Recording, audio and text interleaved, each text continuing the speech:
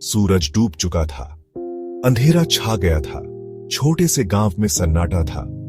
हवा में सिरसराहट थी। पेड़ों के पत्ते हिल रहे थे। ऐसा लग रहा था जैसे कोई फुसफुसा रहा हो। यह गांव था जहां रहस्य घर की तरह थे। गांव के बाहर एक पुरानी हवेली थी। हवेली वीरान थी। सालों से कोई वहां नहीं गया था। हवेली के चारों ओर एक अजीब सी शांति थी। राजू, एक युवा पत्रकार, गांव पहुंचा। उसने हवेली के बारे में सुना था। वह जानना चाहता था कि हवेली के अंदर क्या था। राजू ने हवेली की ओर देखा। एक ठंडी हवा का झोंका आया। उसे लगा जैसे कोई उसे देख रहा है। राजू ने हवेली का दरवाजा धकेला। दरवाजा चरमरा गया। हवा अंदर घुसी। अंदर अंधेरा था। राजू ने अपनी टॉर्च जलाई। धूल के कण हवा में तैर रहे थे। हवेली खाली और धूल भरी थी। एक पुरानी गंध हवा में लटकी हुई थी। राजू एक कमरे में दाखिल हुआ। कमरे के बीच में एक मेज थी। मेज पर एक लकड़ी का बक्सा था। बक्सा धूल से ढका हुआ था।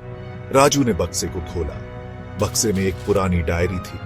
डायरी चमड़े की बनी थी। चमड़ा फीका पड़ गया था। डायरी पर एक नाम लिखा था, अनामिका। राजू ने डायरी पढ़ना शुरू किया। डायरी में अनामिका की कहानी लिखी थी। अनामिका इसी हवेली में रहती थी। एक रात उसकी हत्या कर दी गई थी। अचानक राजू ने एक आवाज सुनी। आवाज फुसफुसा रही थी। राजू ने इधर उधर देखा। उसे कुछ दिखाई नहीं दिया। आवाज फिर आई। इस बार आवाज साफ थी। न्याय, मुझे न्याय चाहिए। राजू घबरा गया। वह समझ गया कि यह अनामिका की आत्मा है। अनामिका अपने हत्यारे को सजा दिलाना चाहती थी। राजू ने अनामिका से वादा किया कि वह उसकी कहानी दुनिया को बताएगा। उसने डायरी अपने साथ ली। अगले दिन राजू ने अपने अखबार में अनामिका की कहानी छापी। कहानी ने पूरे शहर में सनसनी फैला दी। पुलिस ने जांच शुरू की। जल्द ही अनामिका के हत्यारे को गिरफ्तार कर लिया गया।